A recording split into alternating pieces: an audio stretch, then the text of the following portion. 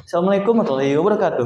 Waalaikumsalam warahmatullahi wabarakatuh. Oke, perkenalkan kami dari kelompok 20 BC dengan saya sendiri Muhammad Lutfi Pansyah dengan NPM 247007111075 dan rekan saya.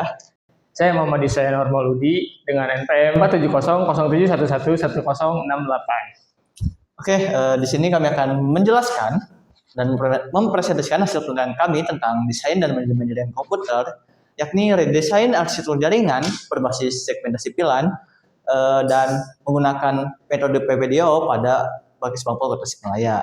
Oke, kita next ke slide berikutnya, bahwa ketika ataupun penelitian ini menghasilkan 4 ringkasan eksekutif. Yang pertama ada masalah, yang dimana masalah di sini yang ditemukan adalah adanya ataupun di lokasi bahwa arsitektur jaringan itu datar ataupun sederhana, yang dimana menyebabkan bottleneck parah dan kerentanan keamanan saat aula ataupun ruang publik dipakai. Yang kedua, adanya solusi yang kita akan berikan nanti, yakni kita akan meredesain arsitektur tersebut menggunakan segmentasi VLAN dan akses control list juga melalui simulasi Cisco paket tracer.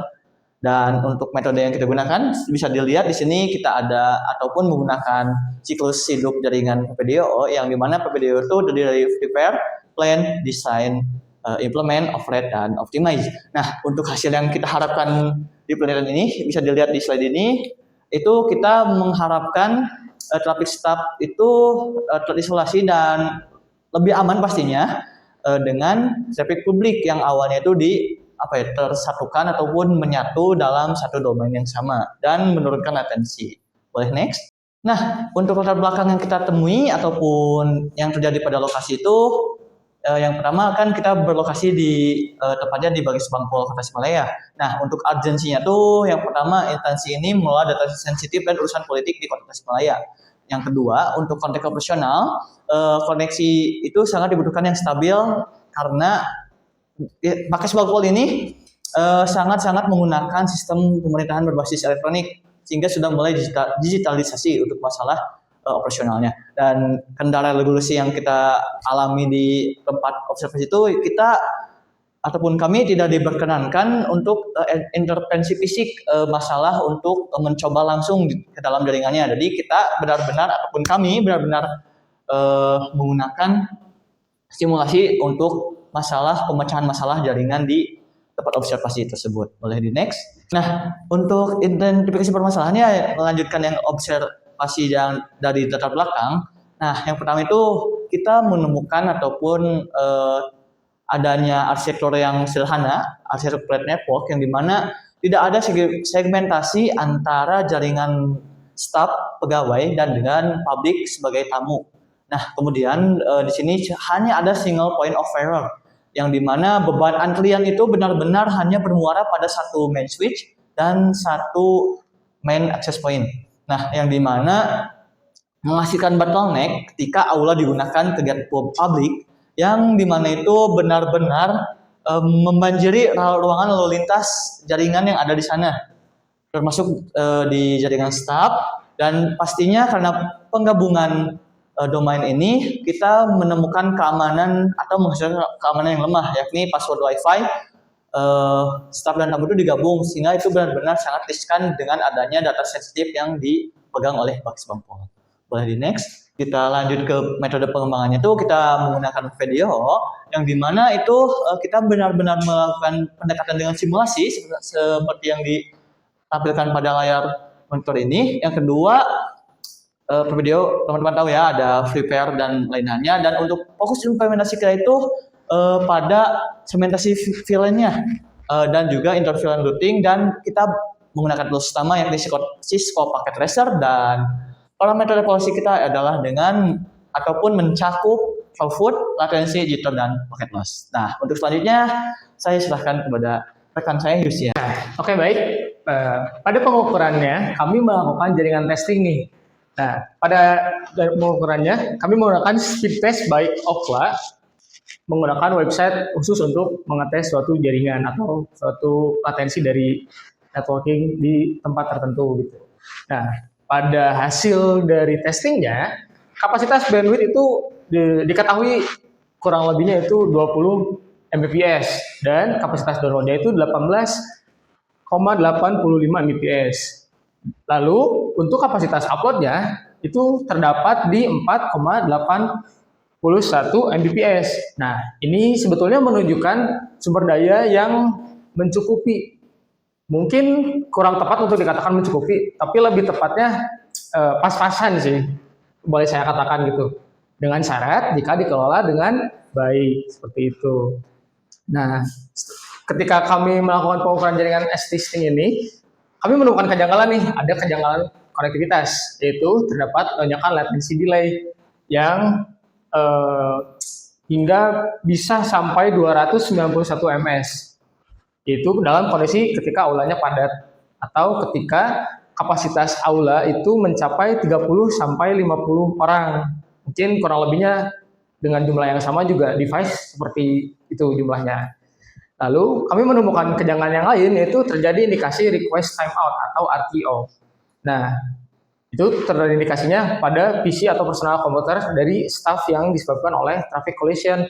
Nah, seperti yang sudah dijelaskan oleh Lutfi tadi, kita tuh latar belakangnya masih menggunakan internet yang sama di antara staff dan juga pengunjung atau tamu untuk mengunjungi Bakes Bangpol ini. Nah, dengan demikian maka terjadilah traffic collision atau bentrokan antara jaringan seperti itu. Lalu yang berikutnya kami menemukan solusi dari arsitektur atau topologi 2B. Kami berusaha untuk memecahkan dari domainnya, karena tadi kan sudah dijelaskan itu jaringannya hanya ada satu dan diakses oleh staf maupun tamu. Nah, kami memecahkannya menjadi ada VLAN 10, yaitu dikhususkan untuk operasional atau staff dengan IP yang sudah ditentukan. Lalu kami memecahkan masalah domain yang kedua, yaitu VLAN 20, diberi nama VLAN 20. Itu dikhususkan untuk publik atau tamu aula. Dengan demikian juga dengan IP-nya sudah mendapatkan IP yang terbaru. Mungkin boleh saya jelaskan di bagian ini yang awalnya hanya ada satu akses point di sebelah sini, kami memecahkannya untuk menambahkan akses point di sebelah aula, yaitu sebelah sini. Nah, seperti itu. Jadi ketika staf membutuhkan internet, staf sudah memiliki akses point-nya itu sendiri. Dan pengunjung aula sudah memiliki akses point-nya itu sendiri. Kurang lebih seperti itu.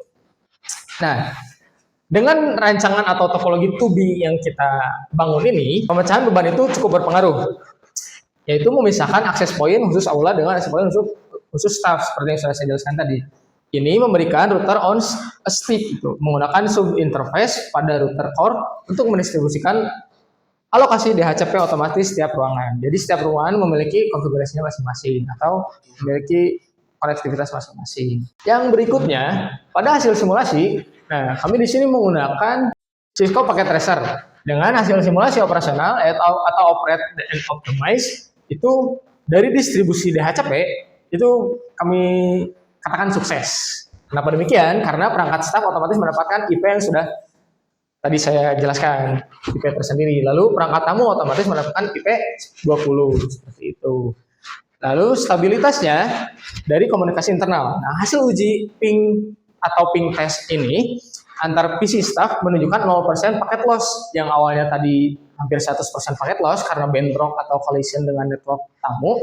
Kami menemukan sekarang sudah jadi 0 gitu dari paket lossnya dengan respon time di bawah 11 ms. Tadi kan bisa menyentuh 291 ms. Nah, sekarang sudah menyentuh di bawah 11 ms. Ini cukup baik gitu. Udah di kategori zona hijau kalau di jaringan. Mungkin boleh dilihat di sebelah sini ada contoh dari PC staff adminnya, yaitu dengan IP 10, yang ini dengan IP 20 untuk tamu. Lalu ini hasil testingnya, yaitu ping test testing. Mungkin kurang kelihatan, tapi akan saya jelaskan. Di sini terdapat paket send-nya berjumlah 4 dan yang diterima atau di receive-nya juga 4. Lalu yang loss-nya 0, itu sesuai yang saya jelaskan. Kenapa kami menggunakan data singkat? Karena memang volume pengunjungnya tidak sebesar di tempat umum. Seperti itu.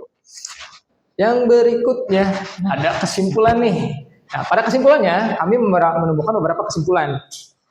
Kesimpulan yang pertama itu penurunan performa jaringan dari Bakes Bangpol bukan akibat kekurangan bandwidth nih, tapi melainkan ketiadaan arsitektur segmentasi atau dari masalah dari desain yang flat tadi. Mungkin bisa kita sebut desain yang belum diperbaharui seperti itu. Lalu kesimpulan yang berikutnya, terdapat redesign menggunakan metode PPDIOO seperti yang sudah dijelaskan oleh teman saya untuk mengimplementasikan VLAN yang berhasil memisahkan jalur antara pegawai dan juga tamu secara logis tanpa mengganggu aturan komutasi terpusat dari Diskominfo. Maksudnya seperti apa? Karena kita kan Bakes Bangpol sudah dijelaskan nih tadi sama Lutfi. Bakes Bangpol itu memegang data sensitif di masyarakat, khususnya untuk kalangan organisasi atau masyarakat sipil itu tersendiri. Nah, jadi kami perlu birokrasi tambahan atau birokrasi khusus untuk dapat mengakses jaringannya. Dengan demikian, metode PPDO yang kami terapkan ini diharapkan tidak akan mengganggu birokrasi dari si perizinan Diskominfo terpusat seperti itu. Kesimpulan yang berikutnya dan kesimpulan terakhir, itu lalu lintas data internal terbukti stabil dan terlindungi secara absolut dari potensi broadcast tone saat acara publik di aula. Jadi ketika sudah dipisahkan, ini sudah terjamin gitu antara staff dan juga tamu tidak akan terpengaruh untuk paket loss atau bandwidth yang hilang-hilang tadi. Yang selanjutnya dari kami itu menemukan kendala dan juga permasalahan nih barusan. Nah, kami juga memberikan saran nih. Saran yang pertama, Bakes Bangpol disarankan untuk menerapkan arsitektur usulan ini ke dalam perangkat manageable switch dan router fisik di lingkungan kantor secara bertahap. Jadi maksudnya seperti apa? Supaya kita tidak mengganggu birokrasi atau regulasi dari pusat Diskominfo, kita mengharapkan untuk Bakes Bangpol ini menerapkan ini secara bertahap seperti itu. Tidak harus langsung merubah jaringan menjadi seperti yang sudah kita desain atau redesign. Saran yang kedua, itu kami membuat kebijakan administratif untuk menetapkan 2 password jaringan dari Wi-Fi yang berbeda untuk SSID staff dan SSID tamu. Seperti yang sudah dijelaskan, kita membuat 2 akses point yang terpisah antara untuk tamu dan juga untuk staff. Itu otomatis nama Wi-Fi dan juga passwordnya berbeda. Saya kembalikan kepada Lutfi untuk selanjutnya. Nah, balik lagi teman-teman, ada yang ingin ditanyakan atau didiskusikan tentang penelitian ini? Oke, silahkan. Ada 2 nih, kita dari Adi dulu. Oke, sebelumnya terima kasih atas kesempatannya. Sebelumnya perkenalan dulu, saya Adi Mulia Fauza dengan NPM 24700111178. Nah, kalian menggunakan simulasi ini karena dari Bakes Bangpol ya melalui tentang fisika dan hasilnya sangat ideal terhadap paket loss. Nah, bagaimana sih kalian yakin performa ini akan terwujud saat diimplementasikan dengan kondisi yang penuh hambatan fisik saat aula sedang ramai-ramainya gitu? Terima kasih atas pertanyaan, Gi. Kita langsung jawab aja ya. Nah, yang pertama nih, kan betul sekali kita tidak mendapatkan intervensi fisik untuk masalah uji coba jaringannya. Nah, di sini kenapa kita bisa yakin dan idealnya dengan hasil seperti ini? Sebab yang pertama kita sudah menemukan akar masalahnya, yakni adanya ketidakbaruan ataupun arsitektur yang di Bakes Bangpol masih flat atau datar atau seadanya.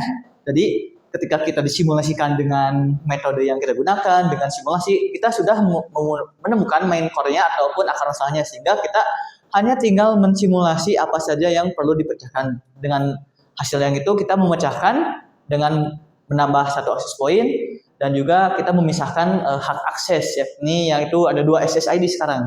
Tadi hasil simulasinya begitu kurang lebih lagi. Tadi ada satu lagi yang nanya. Oke, boleh. Mungkin langsung saja ya. Sebelumnya izin memperkenalkan diri, perkenalkan saya Radmila Indonesia dengan NPM 24-007-111-077. Nah, sebelumnya kalian mengatakan Bakes Bangpol ini mengelola data yang sensitif. Lalu kalian juga mengklaim pembagian akses antara tamu dan situs memberi perlindungan yang absolut. Tapi di sisi lain, kalian menyarankan untuk pemisahan password dan alamat IP-nya. Maka jika ada tamu yang berhasil untuk mengetahui password Wi-Fi staff, apakah sistem segmentasinya masih bisa melindungi si data itu sendiri? Mungkin langsung saja untuk dijawab ya. Boleh sekali. Nah, barusan kan ditanya gitu, apakah bisa untuk mengamankan antara staff dan juga tamu yang bisa mungkin ya. Sebenarnya seperti itu dari pertanyaannya. Tentu saja sangat bisa. Mengapa demikian? Seperti yang sudah dijelaskan, selain kita memisahkan 2 access point atau 2 Wi-Fi dan juga 2 password, kita juga mengimplementasikan limitasi atau boundaries untuk ke masing-masing akses point-nya. Yang awalnya mungkin tamu bisa mengakses staff, namun sekarang pada kondisi simulasi itu diharapkan kedepannya tamu tuh tidak akan bisa masuk lagi. Kenapa demikian? Karena kita sudah menyeting atau mengatur konfigurasi dari si access point staffnya untuk disesuaikan dengan jumlah staff yang ada atau device yang dimiliki oleh staff untuk daily routine pada kegiatan atau keseharian di Bakes Bangpol ini. Jadi sepengetahuan kami dari data yang kami dapat itu terdapat 15 orang. Betul. Mungkin masing-masingnya dapat kita kali duakan antara device handphone dan juga komputer para staff di sana atau pegawai di sana. Berarti kemungkinan kita melimitasinya dengan jumlah tersebut gitu. Jadi ketika sudah 30 device, itu otomatis tidak akan bisa ada yang masuk lagi meskipun tahu passwordnya. Seperti itu. Apakah sudah menjawab? Dicukupkan saja ya presentasi dari kami. Terima kasih telah menyimak dengan baik. Sekian dari kami. Wassalamualaikum warahmatullahi wabarakatuh.